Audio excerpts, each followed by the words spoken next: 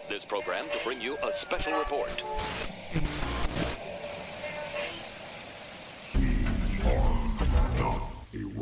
Hey everybody, and hello humans. We are Not a Robots Comic Review Podcast. I am your humble human Josh, and with me today is one of my favorite Canadians, and trust me, I don't have many. Say hi to Rob. And I know Canadians get such a bad rep for being polite, but quite honestly, when it comes to the Super Mario family of characters, fuck Toad in particular. Screw that guy. I can't stand that little mushroom head. What's the Mario game that we play? Me and my kids. The latest one. It's also got Bowser's Fury on it. Oh yeah, I know the one you mean. It's There's World, boards. like that? Yeah, 3D World. That's what it is. There's boards on there where you can only use a team of Toads. Oh god. I can't stand it. It's Mario Kart. I'll be honest. It's Mario Kart that got me this way. Got ya. Toad was always like I don't know if it's actually in the code, but I find anytime you're playing solo, you'll have like 2 or 3 racers at the front, and they're like your rivals, and they'll always go after you. But I find it, depending on the character you pick, it's usually the same cycle of 4 or 5 characters, and I always seem to have Toad facing me for first place, and he's always got a bloody red shell. I hate that little guy. Always. Oh my god. Who doesn't? Oh, you'd be surprised. I talk about this a lot, and I get a lot of Toad supporters fighting against me. That's hilarious. Yeah. All right, so this week we're taking a look at DC vs. Vampires #1, Batman Long Halloween Special #1, Detective Comics 1044, Aquaman Green Arrow Deep Target #1, Aquaman The Becoming #2, Robin #7, Wonder Girl #4, and Task Force Z Ooh. and Deathstroke Inc. #2. Was that a Freudian slip I heard? No. You may notice that you don't get to hear the sweet, silky voice of your normal host that's here on the show. Unfortunately, Brandon had some things occur, and he is having to take a tiny break. Mm-hmm. He'll be back soon enough, though, and until then, you are stuck with me. And Rob, of course. Speaking of sticking with me, stick with all of us at Not a Robot. If you aren't visiting notarobotpodcast.com for all of your podcasting needs, you've obviously not checked it out. We have podcasts in every flavor you want. So you can support us through Anchor and Patreon as well for as low as $1 a month, which is way less than what coffee costs per day, even at a gas station. Or petrol for Rob. Okay, so that's enough about that. Rob, how are things going in your world, my man? Any new developments, anything? Well, this week, personally, has not been bad. It's raining a lot of rain. I can't wait for the snow, to be honest with you. I'm your typical Canadian. I love the cold. I do not. That's why I moved away from Michigan. Yeah, fair enough. Hate the cold. Me and the cold have never gotten along. It's my philosophy is cold versus heat. You can always put on more clothes, but you can only take off so many, and you can take off so many and still be sweating constantly. I'm good. I'm as long as the humidity is relatively normal, doesn't get too high. I'm good in 90, 100 degree weather. If you put me out in Vegas, I am completely comfortable at 114, 116 Fahrenheit, of course, but it's pretty hot for most people, but I love it. I would not be able to stand that. I'd be in the hotel in the AC the entire time. Walk around all day long like that. But not a lot has happened over here either. My kids just got their first report cards for the year, and both of them are doing really well. One of them got put in advanced classes, so that's cool. Nice. But other than that, I guess that wraps it up for personal shit. What's going on out in the comic world? Well, there's an interesting little news story came across my Twitter feed this week that you might have seen Tom Taylor comment on it, and he himself thinks it's really weird. That we all know at this point the controversy with his Son of Kal-El series of John eventually coming out as bisexual, I believe, next month. and just the backlash it got between two different types of people, the people that support it and the people that are against it. And apparently a member of a Brazilian soccer team was completely against it and spoke out against it on Twitter, and that got him in some hot water with not only his teammates, some of whom identify as LGBTQ+, but also some of the fans, and he got kicked off the team and suspended for 10 games or something like that. I don't remember. Yeah, so Tom Taylor's influencing Brazilian sports by writing a Superman comic. That's epic, dude. Yeah, it's a weird one. That's awesome. Yeah. Leave it to Taylor. He does a lot of good stuff in a lot of ways. Follow his Twitter feed. I'm not going to get into everything, but just like his dad, he's a hell of a cool dude. I have quite the list of comic stuff. I got some plugs and just some general comic information going on. There's a new book called Phenom X. It just came out. It's from Image, and it is drawn by Chris Batista, who is pretty good. I like his stuff. But it's written by John Leguizamo. Oh, wow. And if for anybody that's not familiar with him, he's been in all kinds of stuff. Moulin Rouge, The Pest. He's one of the voices in Batman the Audio Adventures. He's in a new cartoon called Fairfax. And, of course, where anybody my age probably remembers him, he was Luigi in the original Super Mario Brothers live-action movie. Yeah. I wish that was not one of the only things I knew him by. But right. But, he was also the evil clown in Spawn. Really? Yep. I did not know that. Oh, yeah. Yes, sir. To be fair, I was 10 years old when I watched that. I really shouldn't have been watching that, but this book is kick-ass. I mean, it's amazing. I read it first thing this morning, and you've got to go out and check it out, guys. The All-Nighter by Chip Zdarsky. That's brand new on Comixology. That's coming out. It's supposed to be a hell of a good ride. I know with Chip Zdarsky, I am definitely going to be checking it out. That's for sure. Just the name alone makes me curious about what kind of book it's going to be. Yeah. We've got a project coming up that pulls a lot of different things into it, including The Becoming and Black Manta. It's called Rise of the Aquaman. Ooh. And that is pretty much all the info available about it. And that the writers will be Brandon Thomas and Chuck Brown. So that's a hell of a team. I'm sold on that one already. Right? No shit. Speaking of Aquaman, we found out that the Trench movie that was scrapped, it's not happening anymore, but that was actually supposed to introduce Black Manta into the DC universe. Which, honestly, if they'd just been transparent about that to begin with, it might have been picked up more. Right. If they wouldn't have called it the Trench, if they would have called it Black Manta and still had the Trench as the even badder guys, yeah. it would have sold as a movie. But I mean, the way that they framed it, the way they did it, that was just a bad idea. But moving on to other film news. Yes. Brendan Fraser has been cast in the Batgirl movie as a villain. It's not confirmed, but they are saying that he is going to play Firefly. Mm-hmm. I'm so excited for that. That's Garfield Lynns as Firefly, right? I always get him and the other one confused. The other one? The other Mitch? Flying villain. Killer Moth. Killer Moth, thank you, yeah. Which one? Right. Which one is Garfield Lyons? I want to say it's Firefly. Yeah. I think you might be right. All right, but out of movies, back to comics. I found out Monkey Prince is definitely going to be making its way to readers in February 22. It's only going to be a 12-issue series, though.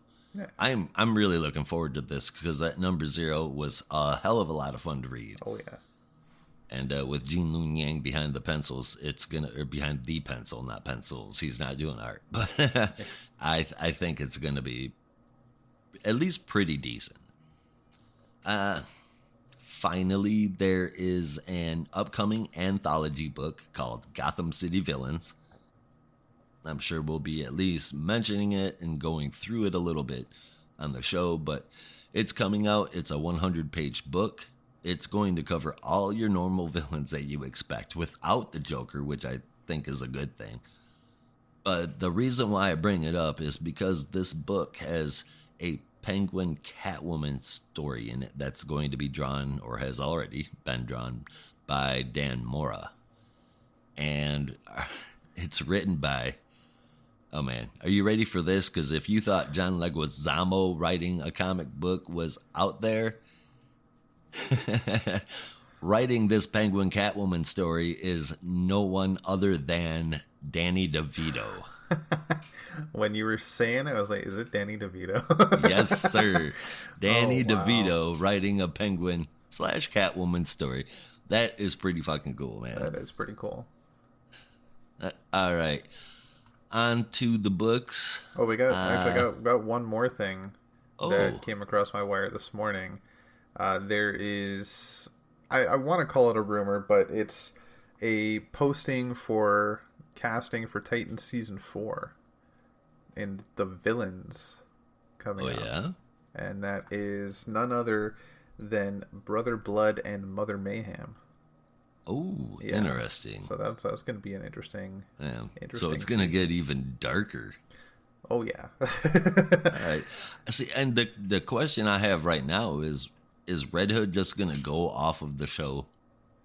Because what he did in the show is unforgivable. Spoiler alert real quick. All right, you had your fair warning. Yeah. It is... He kills Hawk with a bomb. Like, just blows him the fuck up. And... I think that's probably pretty unforgivable, and I don't think there's a decent way to reintroduce him to the Titans as a good guy or even an anti-hero without the Titans wanting to kick his ass. Mm-hmm. You know? Yeah. So I'm curious if we're going to lose Red Hood or not. Regardless of whether or not Brandon thinks his mask is ridiculous.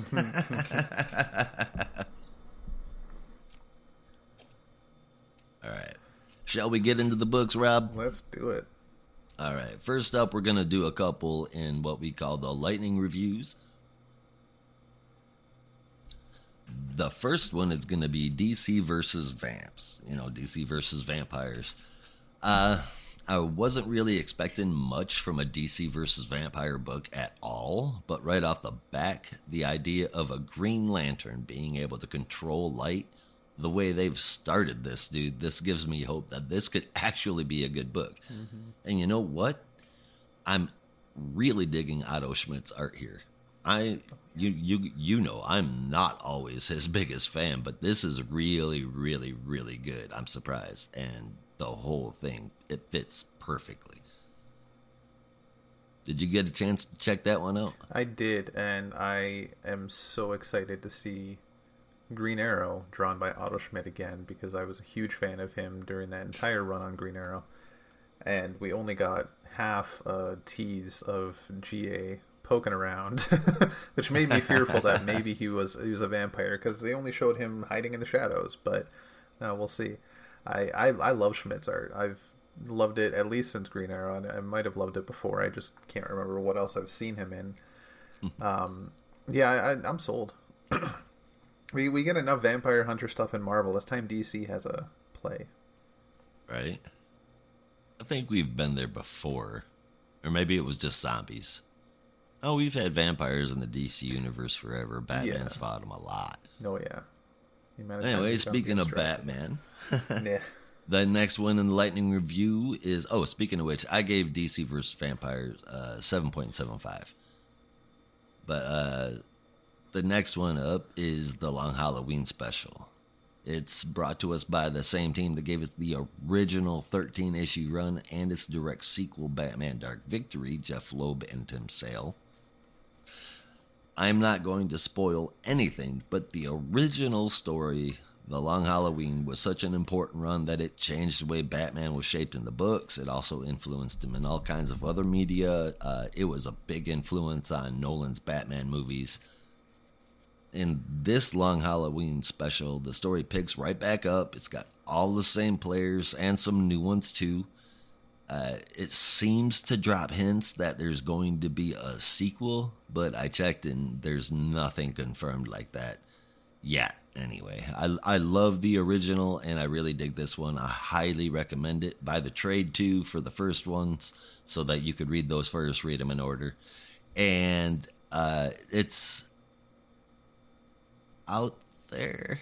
I mean, I guess, it's been out there for a while, but there is somebody who makes an appearance in the book that you would have assumed would have come much later, but they show up here. So that's all I'm going to put out there. I don't want to spoil it for anybody that hasn't read it, but that's where we're at. So I'm literally telling you to go out and buy 3 books right now. Just do it. Do it. All right. So speaking of Batman, again, let's find out what's happening with Batman right now, shall we? Let's do it. All right. I'll take the first one, Detective 1044. It was written by Mariko Tamaki with art inside and on the cover by Dan Mora and Jordi Belair with Aditya Bidikar on letters. I see Dan Mora more and more, and I love more and more Dan Mora. So Dub Donovan is on the case chasing down clues about water quality. That seems unimportant, but to somebody whose hometown is Flint, Michigan, water quality is a real thing you have to worry about. Mm-hmm. That shit was brown for months, nearly a year places. Yeah. It was bad. And speaking of which, in this bar, they describe a drink at the very beginning called the Gotham Tap, which I'm assuming they refer to the water because it's so nasty anyway. But the drink is charcoal-infused whiskey with a floating black olive. That's how they describe it. But when they drink it and the drink is empty, there are 2 green olives on a pick, not floating. Not black olives, not floating olives. I just wanted to point that out. You made a boo-boo. But anyway, past the bar, Batman and Nakano are still trapped in the sewers under Gotham, and they aren't together. Batman is looking for Nakano, and Nakano is looking at some funky shit growing down there. The same pile of pink goo he saw in the last issue. In the meantime, Nero 19, the guy that tried to kill Nakano, has taken up in the mayor's office, calling it his palace. That is, until Batwoman shows up. Down below, Batman finally finds Nakano, but Nakano turns down his help, at least initially. As Batman tries to convince the mayor that they need to work together, the ooey gooey slime pink bubbles begin to pop, which was actually them hatching tiny vile parasites. One gets on Nakano's hand and burrows into his skin. As Batman tries to save him, Nakano is overrun with the evil crawfish parasites. Batman, that's what they look like, crawfish, crayfish, or crawdads, whatever. They're different areas, call them different things, but that's what they looked like mixed with scorpions or some shit. But Batman sees only one way to save the mayor, and that's to electrify the living daylights out of him with over 10 amps of juice. So Nakano's dead, at least for now, but that's not the only problem. Then crawfish buggers have already made their way to the street. So that's the issue. It was a good issue, but honestly, it's going away from what I was hoping it was going to be. The whole parasite thing in the book is getting pretty annoying. And while it's better than most, it's still the same thing over and over. I'll give it a 7. It's got great art and the story is okay, but it should be way better. I expect more out of a Batman book. What do you think, dude? Yeah, I'm also waiting for Vile to move on. The whole story's just been going on a while now, and I think it's time to move on to something else. It's a Detective Comics book. It's not a Batman book, so there's got to be different mysteries. There's different cases, not the same case constantly coming back, and there's no mystery to solve here. It's I gave it an 8.25, if only for Dan Moore's art, and because this does seem like an epilogue on Vile's story. Hopefully It's a not really very long one. epilogue. Yeah, well, I mean, at least this chapter in it. When we get to the end of whatever's going on with these crawdads, then hopefully that's it, and we can actually get back to mysteries. We'll see. Dan Moore is still killing it, though. His art is fantastic. Yeah, I mean, for sure. You can't take that away. Like I said, more and more. But I'm tired of this. There's really no point to it. Like Rob said, it's a detective book. If you're going to keep Batman as the main character in the Detective Comics, then what you need to do is have him be a detective. Or if you can't do that, kick him out and have a rotating cast of the other Bat crew, Huntress, Batwoman, etc. You know, it doesn't even have to be in Gotham. There's detectives all over the DC universe. Right? Yeah. Right? Renee Montoya, that'd be freaking awesome. Oh, yeah. I would love to see a Detective Comics story featuring Elongated Man. There you go. Detective Chimp. There you go. See, else. there's a lot of different ideas. They could throw them all together, do a rotating thing, anything but irrelevant shit. I'd be happy. Yeah. But from down in the sewers to way up in the air, what's this all about? Arkham Rising, Rob. Oh, this was interesting. So this was from writer Stephanie Phillips, with art by David Lapham, colors from Trish Mulvihill, and letters by Rob Lee. So years ago, when Arkham was first being built, the lead builder went a little crazy and killed the entire crew while reciting what sounds like something out of Edgar Allan Poe. He ended his tirade by smashing his head against the window. And now in the present, Mayor Nakano has pledged to build Arkham Tower to replace the now defunct Arkham Asylum. Plus, it's now in the middle of the city. That's one way to put it. Yeah. Now, Bruce tries to intervene on naming it after Arkham, as the whole city seems to agree with him. During Nakano's press conference, every reporter was questioning all the fear that the city holds for the Arkham name and why it needs to be named that. But Nakano was very strict on the naming of Arkham Tower. But later that night, the building crew at the new tower hear something in another room, which was odd because they're supposed to be alone. They find one of their crewmates bashing his head against a wall, much like the builder from the past. He then turns and attacks his fellow builders as Batman swoops in to save them. As I said before, this one to me is interesting. This is more of a mystery. I'll definitely give you that. Yeah. This is the kind of thing I look for in tech, and I know I just said I wouldn't mind seeing more characters, but at the end of the day, Batman is still a detective, and there is an air of a mystery here. Like, what's the connection to the past? Why is the name Arkham? So, like, there's questions to be answered, and there's going to be a detective trying to answer them. So that's what I look for in this book, not a villain from the previous story arc just coming back for some reason. Right. The art I really enjoyed. I'm digging this story. Stephanie Phillips, I think, is crafting a good tale. It's an 8.5 for me. I kind of wish this was the main story, to be honest with you. It would actually probably be better in that main story.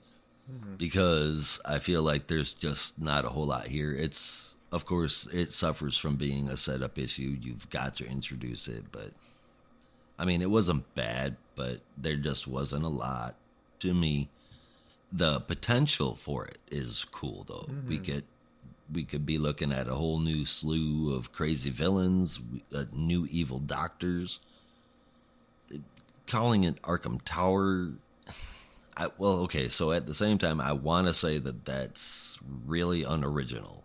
But also, I mean, there's really not else they could have gone with title-wise that wouldn't sound cheesy or not fit the Gotham brand, you know what I mean? Gotham City Mental Health Hospital for the criminally insane doesn't exactly roll off the lips. No. You know, it doesn't sound menacing either. But it looked good, it really did. There's just not a whole lot of meat here. It's pure setup. But because of that, it's getting a 7 out of 10 for me. And that gives the whole book a 7. It was decent enough and looked really good, like always. But for me, the stories didn't do a whole lot. I'm excited about where Arkham Rising could lead to, but I don't have any proof it's going to be good yet. Fair enough. Yeah. So I had an 8.25 and an 8.5, and I rounded up. I'll give it the benefit of the doubt. I gave it an 8.5 for the whole book. The art for me really saved it, and yeah. I'm really interested in Arkham Rising. Potential for sure. Mm-hmm. But that's enough of the grime. It's island time. Robin number 7 was written by Joshua Williamson with art from Gleb Melnikoff, Max Dunbar, and Luis Guerrero, with the cover from Simone DeMeo and A Larger World Studios. Troy Patiri gave us those letters. So we started up right where things started to go down. Damian is reading the book and Respawn attacks him from behind. Seems Respawn has a major problem with Robin, saying that Robin will pay for what he's done to him, but Damian doesn't know who he is. Again, at least not yet. Mm-hmm. Damian gets the upper hand by trying to take Respawn's mask off of him, and Respawn's so against it that he bows out of the fight nearly. I mean, he just stops fighting and goes to save the mask. And he says, "No one can see my face until..." And then, boom, Robin kicks him off the cliff that they were fighting on. So, second act, Mother Soul and her 2 minions, disciples, gardeners, I don't know. Anyway, Robin had read enough of the book to know what was going on here. Mother Soul is Ru Al Ghul, soul of the demon, and Ra's al Ghul's mother, making her Damian's great-grandmother. So he also finds out that the island where they are having the death tournaments is, of course, more than they thought. People who die on the island do not stay dead. And that's because the island had Lazarus pits in it, and they seeped into the island itself. Now, whatever entity or whatever that the island has become, it wants a whole bunch of violence, but we're told it also needs a whole lot more death. The winner of the tournament will be given eternal life. It turns out, though, that it's going to be in servitude to Mother Souls. Speaking of which, the tourney itself is down to the final 4, Robin, Ravager, Livewire, and Connor Hawk. Robin kills Flatline to win his match, and Ravager died at the hands of Hawk. Next issue, Hawk vs. Robin Round 2. Dude, this is a really crazy book. Oh God, it's so good. So good. I love every second of it. How many more issues of this are there? Is this just an ongoing? I think it's an ongoing. I've heard of at least up to issue 10. What issue was this? 6? 7. 7, yeah. I've at least seen a solicitation for issue 10, and I think that's past the whole tournament saga. So hopefully it's an ongoing, man. As I am flat out saying, like, what needs to happen here is that this keeps on going, and it doesn't stop until he changes his name, and then you just roll with that in another book. Yep. Because Damian by himself is carrying a hell of a story. I like it, and I want to see more. Yeah. And then if Damian changes his name, you can give this book to Tim. And Tim can have a book again. There you go. Tim needs to get his own identity that isn't a duck, too. Yeah. Honestly, the whole book is super good. The whole run has been super good. The story and the art. The art is fucking amazing. And the voice for Damian, I think, is probably the best part. Mm-hmm. It fits him so fucking well. I love it. I gave this an 8.75 out of 10.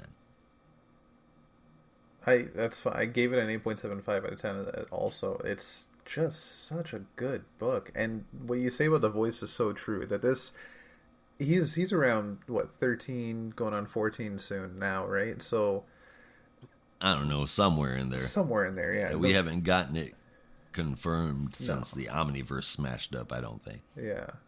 But he's in that area. And the voice that they've given him compared to, you think, the voice he had in, like, Super Sons or even before that, is much more grown up, and this is definitely a turning point in the character, and it's a more grown up voice, and he's not getting, just saying he's getting more of an adult view on the world, which is just very interesting to see considering the timing of all. And it's just written so beautifully, and the imagery, I think, with Hawk and Robin, if you think about even the birds, a hawk and a robin, how big a hawk is compared to a robin, even the color scheme is fairly accurate. It's just fantastic. It's going to be a hell of a fight between the two of them, and I am curious to see what Damian is going to be doing, because we know that Batman is leaving Gotham, and I believe it's to go to Europe. I think so. What's Damian's role going to be in Gotham? Is he going to go back? Will he be the one that puts on the suit? That's if that would be. Goes back to Gotham. That's if he goes back to Gotham. But that would be odd to have a 14/15-year-old in the Batman suit. But it's not out of the realm of possibilities, I don't think. No, that's happened before in DC's and probably in other places. Yeah, he was a little bit older in DC's, but still. Yeah. And, all right, guys. From island to ocean, Rob is going to take us through the first of a new 7-issue series featuring Aquaman and Green Arrow. Take it away, Rob. All right, so this is Deep Target from writer Brandon Thomas. Art by Ronan Cliquet. Colors by Ulysses Areola, and letters from Josh Reed. Years ago, a shadow organization cracked the key to time travel and how to do it quickly. And over the years, they performed different tests and studies going back to prehistoric ages. While always successful, the leader caught an issue during one excursion. Now in the present, Green Arrow is on a boat, picking up some scuba gear in the Atlantic Ocean. He dives into Atlantis and takes out a couple of guards using torpedo arrows, now making it to the throne room where he is met by Aquaman, and he's immediately shooting arrows at him. Aquaman blocks and shows he's actually Oliver Queen, and then Green Arrow removes his hood, and it's Arthur Curry under there. What is happening? Right? That's crazy. And while trying to calm Arthur down, Oliver tries to explain this wasn't his doing, but Arthur's not really having any of that. They need to work together to figure it out, though. Arthur eventually believes him after a brief skirmish and testing his abilities with a sonic arrow, which nearly shatters Ollie's eardrums. Their bodies may have switched, but so has their experiences. Their new bodies are not fully used to everything the original has done. So together they make their way to the surface and meet the duo that gave Arthur the scuba gear. One is very excited to meet Aquaman, while the other one is communicating with someone on a phone. And that someone happens to be the leader of the Shadow Organization, who, after that issue and that excursion, is now part dinosaur. Yeah, what? That was a bit of a twist. Bit of a twist. But a twist. You get to that part.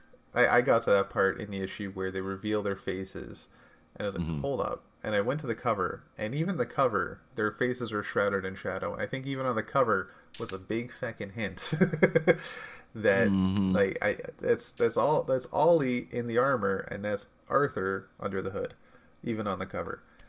And the beards kind of give it away, but you never really notice that. It kind of gives it away a little bit. I mean, knowing after the fact, I can go back and see it, but I don't think it would necessarily stand out to anybody just looking at it, because they are so similar in appearance. I spent a lot of time looking at that cover before the issue came out because I loved it so much. The imagery and the color scheme, the art style, really I think was great. And I never clicked that maybe they were switched bodies. I don't know. Either way, this feels like an Elseworlds in a way. It's probably not main continuity, but we'll see. It's not like these two got anything else going on. We got Rise of the Aquaman coming up, but that might be a ways off. Oh, maybe, yeah. But, Ollie's not going to be involved. I say Ollie's not got much going on, but I forget he's leading the Justice League right now. And I think he's in that other book Bendis is writing that I'm not reading. So, to me, Ollie's not doing much.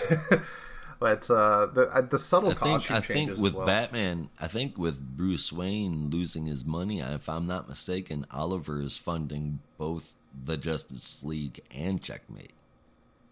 He's funding Checkmate too. Just how much money does this guy have? Queen Industries. He was almost as rich as Bruce Wayne. Now That's he's true. the richest. That's fair. That's crazy. Right? Yeah. If you study the costumes as well, though, with the switch bodies, the subtle changes I think are brilliant. You can see right away that all these Aquaman armor is all green now. Mm-hmm. But not only that, the arrow suit has a bit of a trident in it instead of an arrow point. Yes, sir. was It's pretty another cool. thing. And it works I on the loved arrow it. point too, but it is wicked looking. Yeah. Yeah, I love this story. It was an 8.75 for me. I'll even give it a 9. It was just so good. I just really missed reading both of these characters. I can't agree more. It was a really good book. What is Scorpio? Who's in charge of it?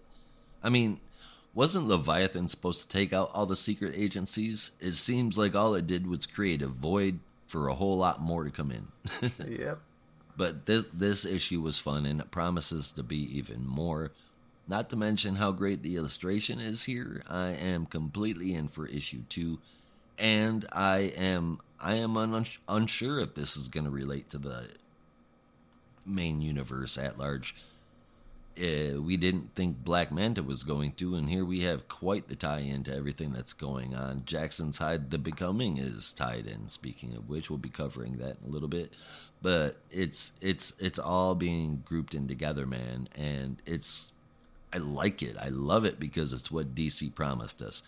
And we don't have to go read that Black Manta book to get into Rise of the Aquaman or The Becoming. I think DC is doing it right. They're weaving everything in together without making you have to go buy every book. You go out and buy the ones you want to. And that's pretty wickedly awesome. Mm-hmm.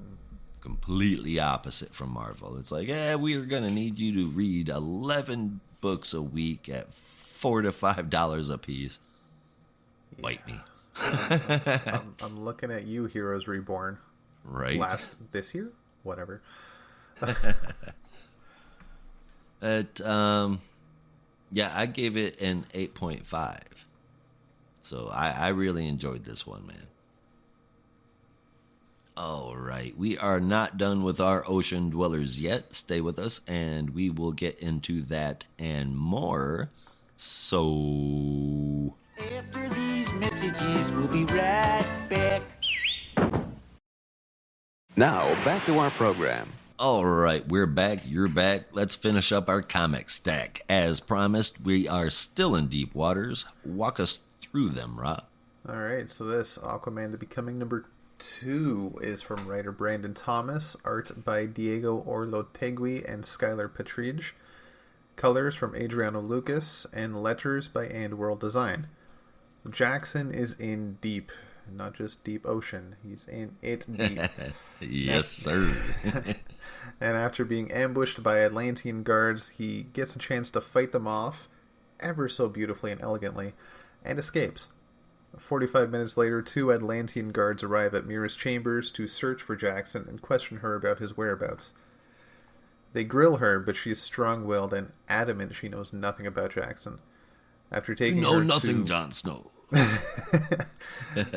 After taking her to an interrogation room, she insists on seeing evidence, and the guards give very little to go on apart from an image of Jackson activating a device. Mira is still not convinced because images can be doctored, and after being left alone, Mira gets the chance to escape herself with baby Andy in tow. We then go back Should be in her hands, don't you think? Sorry. I've been spending a lot of time with my kids. The jokes just have to spill out. That's fair. I'm going to be doing it soon, too. I can't wait. It reminded me just now of a story I will share with you because it's a bit graphic. I'll share with you after the show. All right. I'll tell you now, though, one of my favorite things to do to my kids, I mess with them all the time. my older one, the 8-year-old, he's pretty good at picking it up now. Like, he smells it when it's coming, but I get him sometimes. But my 5-year-old, and when the older one was younger, I'd say stuff like, "Hey, dude, you dropped your pocket," or or "You got skin on your ear," that kind of stuff. Oh, it cracks me up every time. Yeah. Mm-hmm. Your epidermis is showing. He's like, reach up and grab the ear. But my favorite one, and any dads out there listening, or moms, or uncles, aunts, anybody that's around kids, this is hilarious. All right, so you take that person, whatever kid you're doing it with, and you rub it. You tell them to rub your jaw, like from the bottom of your jawbone up to your ear, back and forth. And you say something like, you refer to your dog jaw. And everybody is going to ask what the hell a dog jaw is. So you take the person and you have it rub up and down your ear by your lower jaw, up to your ear, back and forth. And then you'll be like, "No, just a little bit further back." And they'll move and do it. And that's when you go, Oh,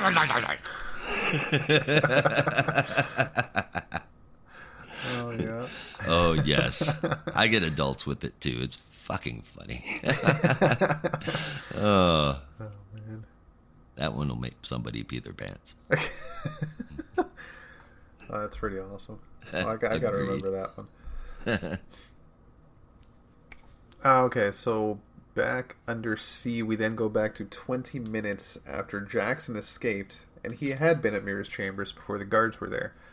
Mira gave him an escape route out of there and a promise to help him, as well as what I think was a Justice League communicator. They were very vague about that. Yeah, they were, weren't they? Yeah. He heads to the surface and finds a boat called the Sentinel to hide in.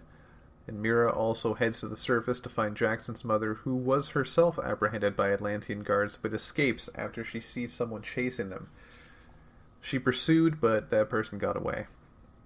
She did seem to recognize them, though. And now together in a safe house, Mira and Jackson's mother try to figure out what's going on, while we then see Jackson in the boat, passed out in a pool of blood.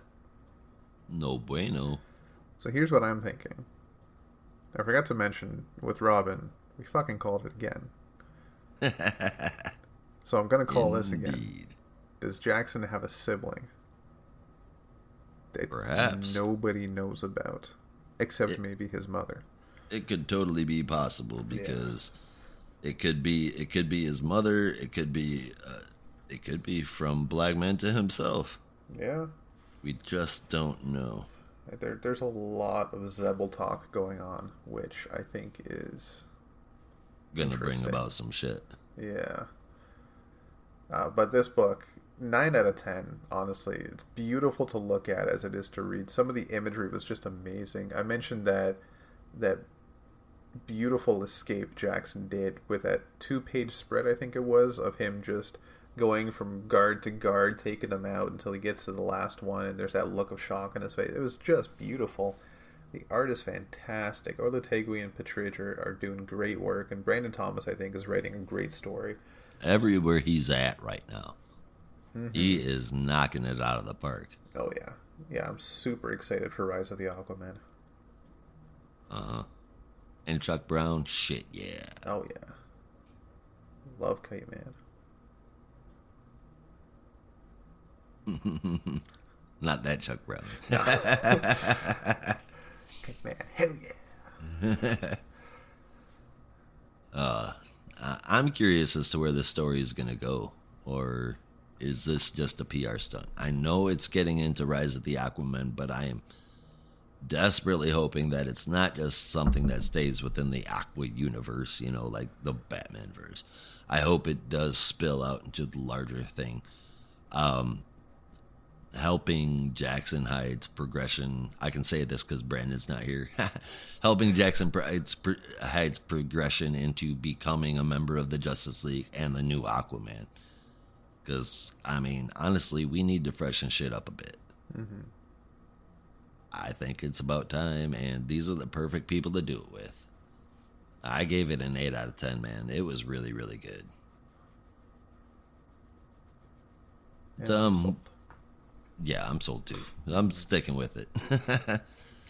We have been deep, deep down underwater for a while now. Let's shoot way, way up and talk to the gods. No, I'm not talking about taking psychedelics. I'm talking about Wonder Girl, number 4. That's pretty psychedelic in its own right. Yeah, that's the truth. Written by Joelle Jones with art from Jones and Adriana Melo. Cover by Jones and Jordi Belair. And lettering from Pat Bruzzo. We are at Chiron's home, and he is training Yara, and surprise, she's quick to anger. In fact, Yara was given access to the full breadth of the gods, learning from Eros and a sword, even a sword made by Hephaestus. Her biggest challenge here was trying to mount a Pegasus. And it's still not...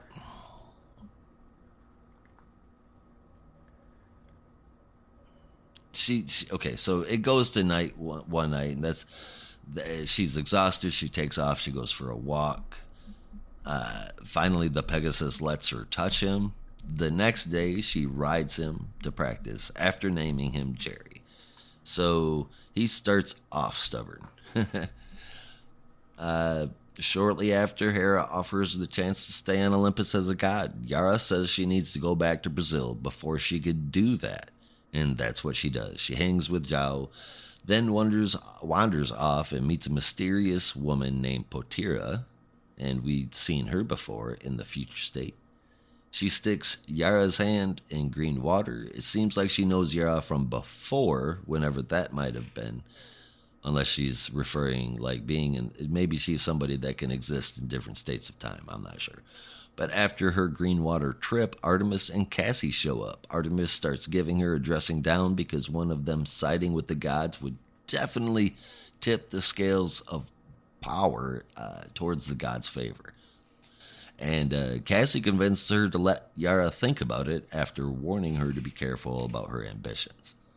So next we see Yara as she approaches Hera to drink the ambrosia, the nectar of the gods that would change Yara forever. She's in her future state outfit, and we see her raise the chalice to her lips. But we do not see her actually drink it. So what happens next? I have no idea. I'm still... And I can't see this changing, but I am still in love with this art. And the story of Yara Flor and where this can go it's just a yes. This caught me off guard, but I can't help to wonder where this is going to go. Is this how she's able to come back down and be Wonder Woman?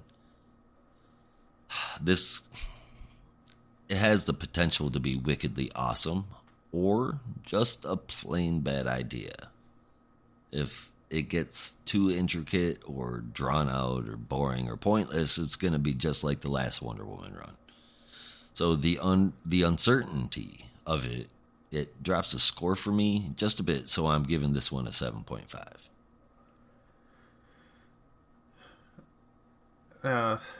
I definitely agree with where you're going with that, because for me, it's kind of already going that way. I thought the timeline of this book was a little confusing and jumpy, where she was in Chiron's home, and then she was down on Earth, and then she was met by Artemis and Cassie, and then she was up in God realm again, just all of a sudden, and there was no like, okay, I'll be back. It's just she was there, and that was it. And it was kind of hard to follow a couple of times.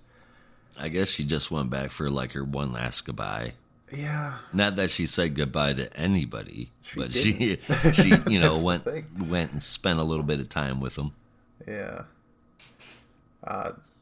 That being said, though, it's still a beautiful book to look at. The art is just beautiful. Still, I think is really, really good.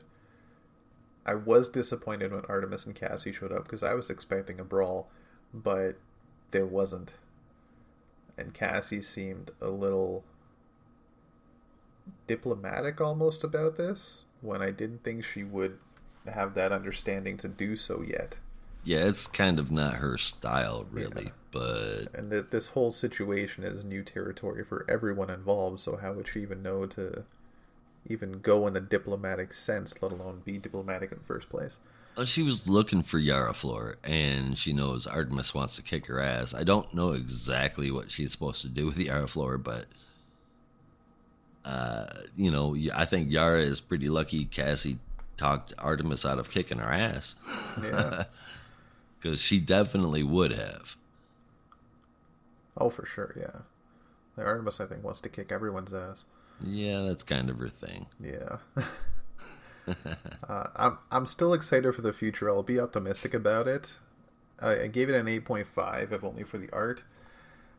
I just really hope there's a good direction for this. You and me both. I really do. Because I really like this character, I really like the story, I really like this team. I know what I'm looking for. I don't guarantee that it'll be happening, but yeah, there's so many directions it could go. There's so many questions in the air, and I just hope the right ones happen. Mm-hmm. You can say that again. But that's it for those that live forever. How about we get over to some that certainly did not? In a weird new world, you need weird new tactics, I suppose. So, what do you know about this, Rob? Wait, what are we talking about? Task Force Z, my man. Okay. I thought you were going there, but to be honest with you, I got a little confused. I suppose it could fit Deathstroke. Yeah. So, yeah, Task Force Z. Yeah. I will admit defeat, because if you saw it on Twitter, I made a Twitter poll to end the debacle once and for all. Is it Z or Z? And friggin' Matthew Rosenberg came in and ended the debate once and for all. And I can't argue with the writer of the book. He says Z, unless they go to Canada or the UK. So if they do, I'm calling it Task Force Z. But for now, Task Force Z. As weird as it is to say. But this is from... Rosenberg's going to schedule a trip to Toledo just for you. Or not Toledo, Toronto. Toronto. Toledo, Jesus. Oh, man. So this is from, as I said, writer Matthew Rosenberg, with art by Eddie Barrows, inks by Ebru Ferreira, colors by Adriano Lucas, and letters from Rob Lee. The team of Task Force Z is in pursuit of Crazy Quilt. That's right, you heard me, Crazy Quilt. He has what a fucking name, Jesus. Right? When I saw it, I was like, is that fucking Crazy Quilt? No, it's not Polka Dot. That's fucking Crazy Quilt. And then they said, Crazy Quilt. It's fucking Crazy Quilts? He can sit around with Condiment King. Yeah. Oh, he has, I'm sure. Some of these Crazy villains, Quilt, Kite man, they Man, just need Condiment to King. leave them back in there. Oh, just... It's like bringing back Polka Dot Man for the Suicide Squad movie. I didn't mind that at all, but you can make Polka Dot Man do stuff. What the fuck are you going to do with Condiment King? Or whatever this dude's name is. Quilt or whatever the hell. Like, at least with Condiment King, you know what you're getting. You're getting sticky, and you're getting some delicious condiments. But Ketchup and Crazy mustard. Quilt? Are you just getting comfortable? Yeah. Like, what the fuck? I'm going to snuggle you to death. Oh, goodness. Wahahaha. I know I've read up on this character, but I still don't completely understand him. Anyway, he has information, this shadow organization, and I don't remember if it's been named, needs, the one that Task Force Z is a part of. And after Man-Bat nearly eats him twice, Red Hood gets the lot back to base. Gobble, gobble. Back there, after a brief introduction to the mysterious Hannah Hobart, which I think has a bit of a connection to Poison Ivy for some reason, Jason gets shown the process of interrogation. Crazy Quilt is chained up in a white room while Arkham Knight gets put in too. As she inches closer to Quilt, he gets more and more nervous as Jason gets more and more angry. He demands they call the night off just as Quilt spills the beans. Now it's time for the next mission that Crazy Quilt has given out. Jason is joined by Bane, Man-Bat, Arkham Knight, and Mr. Bloom. According to Quilt, some small-time crooks have been using Arkham escapees to run a smuggling operation, and they need to break it up. Jason also demands no killing. It's funny, I missed the word no. I just wrote, Jason also demands killing. No, he does not. That tracks. As they arrive, Bloom reiterates that he isn't dead, and he's just there to make up for his crimes, which I think is very interesting. When they enter the building, the Crooks are joined by Mr. Freeze, and they also have the Lazarus resin that's keeping the team alive. Knight and Man-Bat proceed to kill instantly, while Bane goes for Freeze but gets himself frozen solid. Man-Bat takes his turn to Freeze but is also frozen and has his head removed, and Freeze then bowls it towards Bane and shatters him to pieces. Knight goes Bane. next, but her feet are frozen, and her feet are frozen, not her feet. And Hood uses that to get close to Mr. Freeze. He cracks Freeze's helmet, but that lets Freeze push him away. Jason, now backed into a corner, uses some kind of shockwave device to drop a shelf of crates on Freeze, but that cracks his containment suit, which then explodes, causing a wave of ice to freeze everything. As Jason struggles to get up, the Arkham Knight is slowly crawling towards him, and she looks hungry.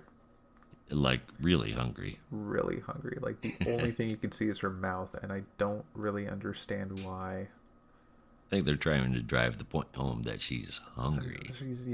But she's worse than hungry. She's full angry. Helmet, I thought. Unless they need to feed her that way, I guess. Okay, I'm just getting in my own head now. Anyway, this is a very interesting idea, I think. I'm curious to see where this goes. Yep, me too. I could see this being a lot like Tom Taylor's Suicide Squad. This could have a new team in each issue. Because this team looks pretty fucking dead. Man-Bat doesn't have a head. Bane is in pieces. To shreds, you say. And Mr. Bloom may or may not be out of commission for good. And Arkham Knight's only half the person she used to be. So, fuck, I don't know. More zombies. There's still even a member of the team they advertised that we have not seen, and Sundowner was not in this issue. So, who knows? There could be more. Maybe they'll find a way to stitch these people together. The art has the right level of horror too, that I feel it flows perfectly. There's perfect shadowing going on, and just the drooling is vicious. Dead looks in everyone's eyes except for Jason. He might be dead on the inside, who knows. That tracks too. Yeah. He's technically a zombie too, so yeah, this is the perfect person to lead this team. This is an 8 out of 10 for me. I'm curious to see where it goes. What's the word? I'm not apprehensive. I'm cautious to see where it goes. It Right. could go in the second issue in a very different direction that's just not fun at all. But so far, I like what I see. Yeah, me too. That cover, dude, that was pretty wicked looking. Oh, yeah. I loved that. And I, just like with the vampires, I wasn't going into this expecting much. Yes, I love Red Hood, but I'm just not a fan of the whole comic horror crossover. Like, a horror comic's fine, but I've never really enjoyed the DC superheroes versus the Evil Dead, whatever form they take. But this one, I mean, the inks and the colors, they were everything I needed for this book. And Jason Todd dealing with these mindless criminals, these zombies, they didn't have a lot of dialogue with the exception of Jason, and that just sold it too. I really liked it. I hope this one stays the course, man. I gave it an 8.5.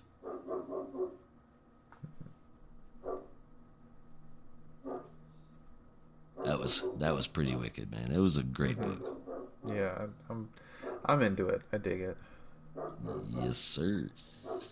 All right, so there is one final journey to take before we wrap the show up all the way out into space with characters you would never assume you would find in space. And no, I'm not talking about Wonder Twins Monkey Gleek. I'm talking about Deathstroke Inc., written by Joshua Williamson. This is issue number 2, by the way, with art inside and out from Howard Porter and Hi-Fi, with Steve Wands bringing in the letters. We start this issue out with our little team of trust. Deathstroke, Black Canary, and Hero, the Toyman 2.0, are in space with what was supposed to be an an easy mission. Investigate a space station that had been compromised. So after fighting their way inside, they find Cyborg Superman. Can I take a second here and just say, dude, I wish they would come up with a different name for that guy. I was thinking that too when I was reading it. Like, he's been around for decades now, and it's just Cyborg Superman. Like, Come on now, you can do better than that. Yeah. Or maybe they can't. Clown Hunter. But call it as you see it. That's it. I guess. Stick with what works for you.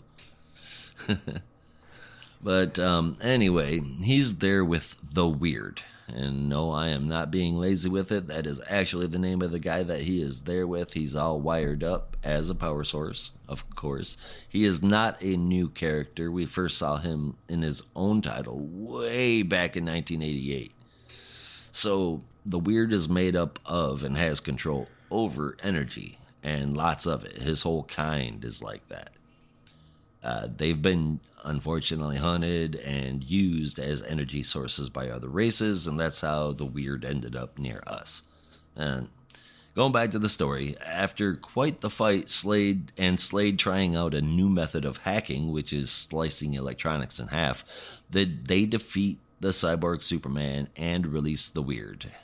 That's not apparently an issue, though, because they don't detain him. It turns out that the space station wasn't random. It belongs to Trust, and it's sending out a message over and over out in space. Stay away, Earth is ours. The comms open up, and they're told that they need to get back from Earth by the boss lady. Deathstroke and Canary are told they are going to go after one Barbara Minerva, a.k.a. the Cheetah, because she needs to answer for her crimes while on the Legion of Doom. The problem?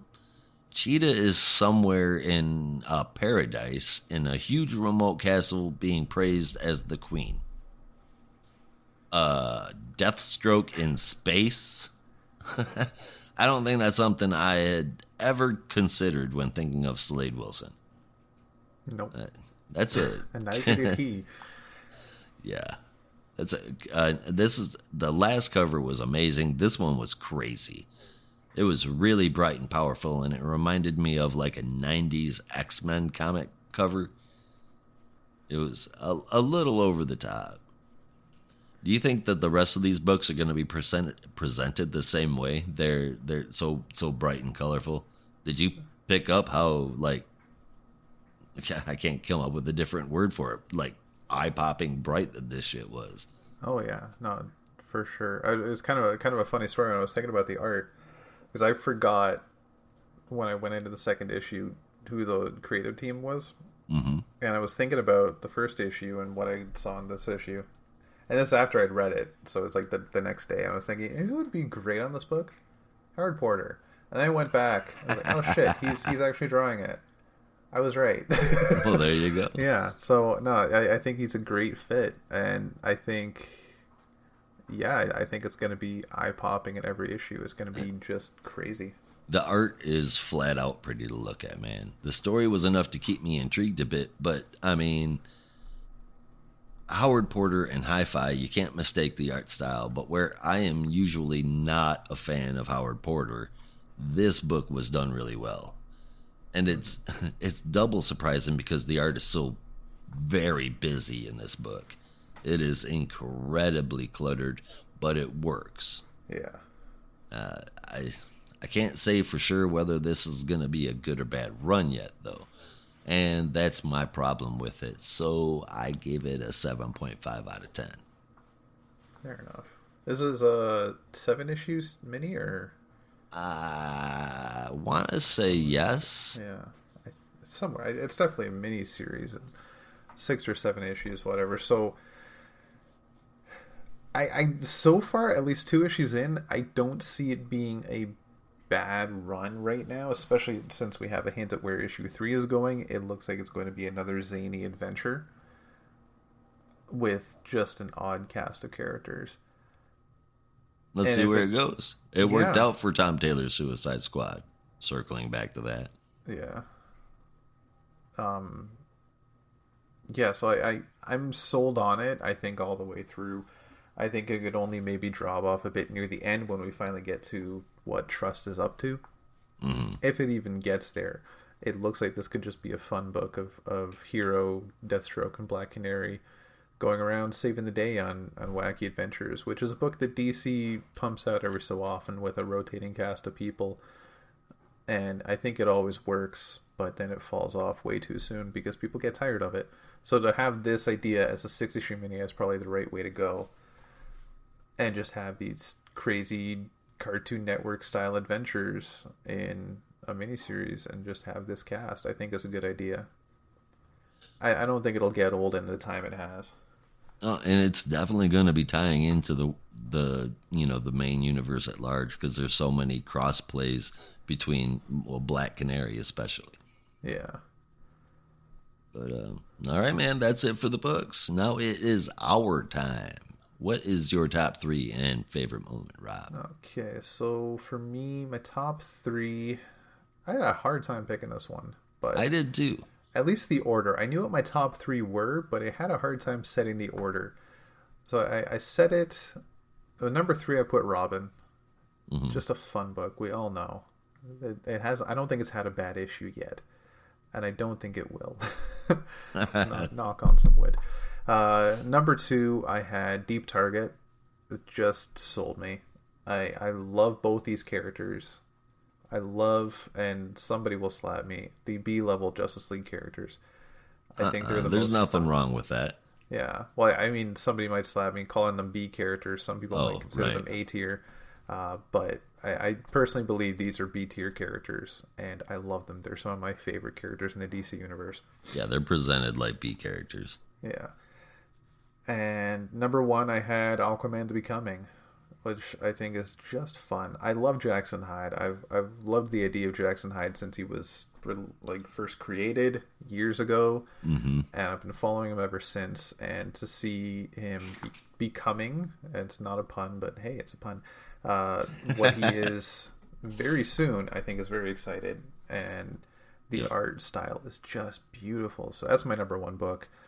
And my best moment this week, honestly, the most shocking for me was Ollie and Arthur reveal their switched identities. I just didn't see that coming.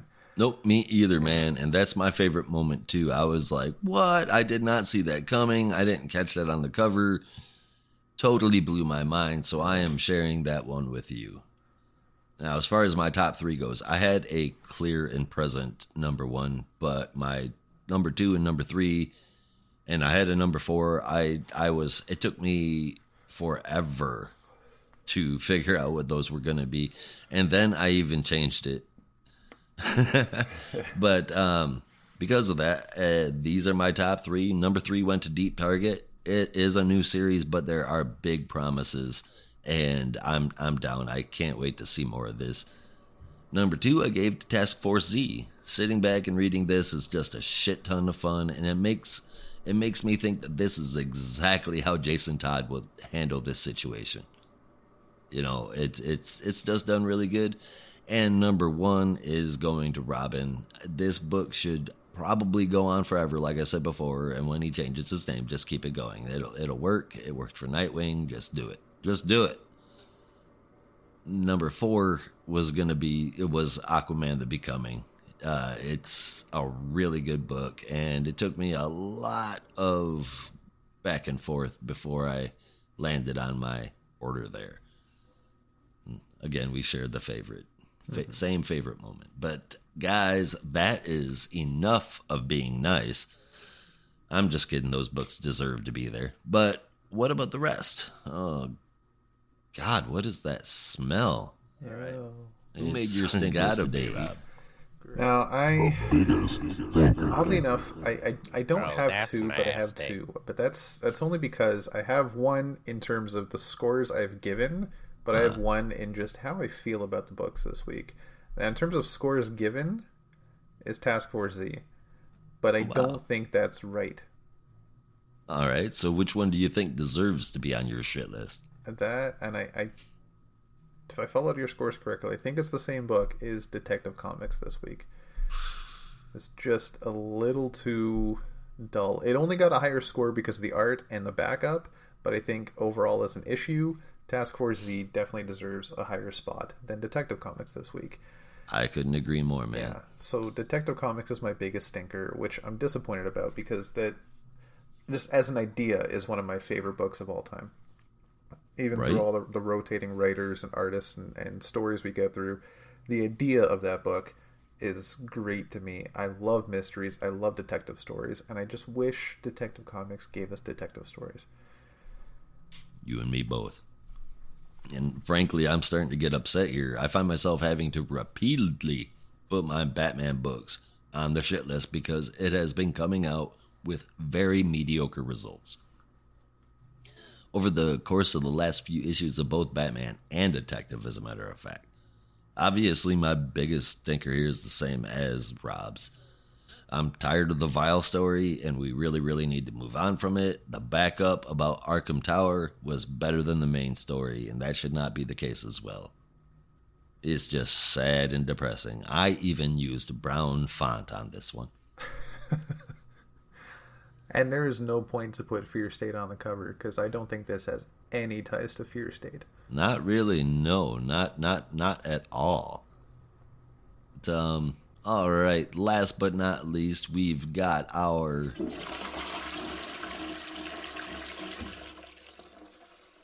dump list. And this week that includes Checkmate and Harley Quinn.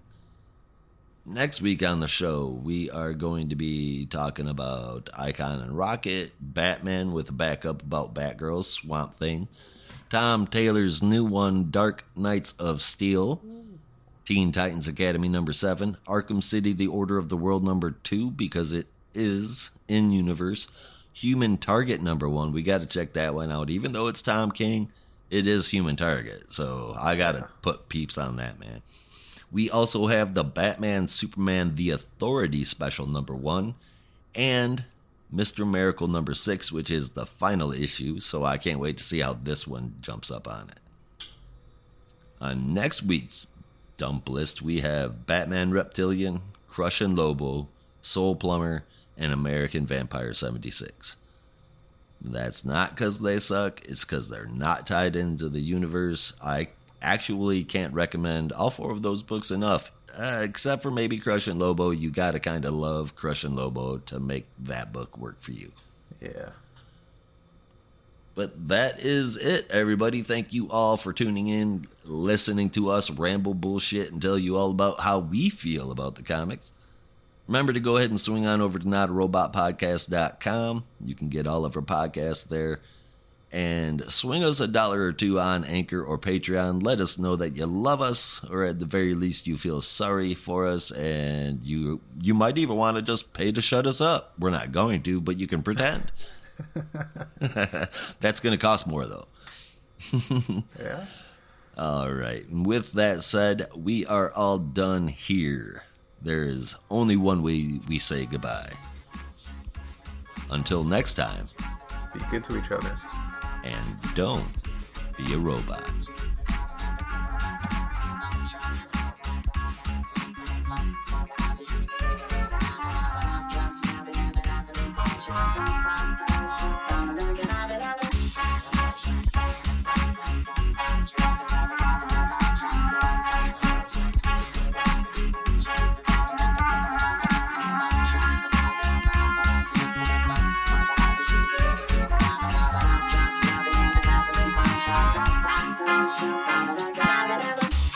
Just